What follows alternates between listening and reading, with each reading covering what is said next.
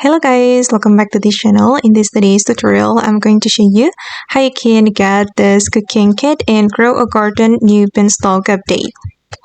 Okay, let's get into it guys. As we know that Grow a Garden has just dropped new beanstalk update, and of course all the items from the previous update will be removed. But don't worry, because you can still get this cooking kit in this update.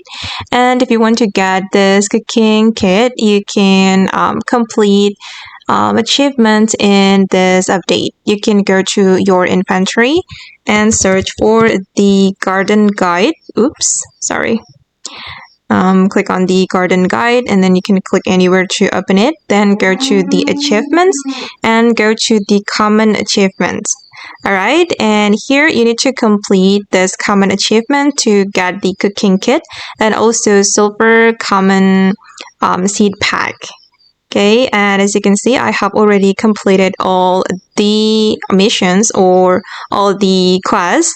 And when you have completed all the missions, you can get this cooking kit. And then you can go back to your garden.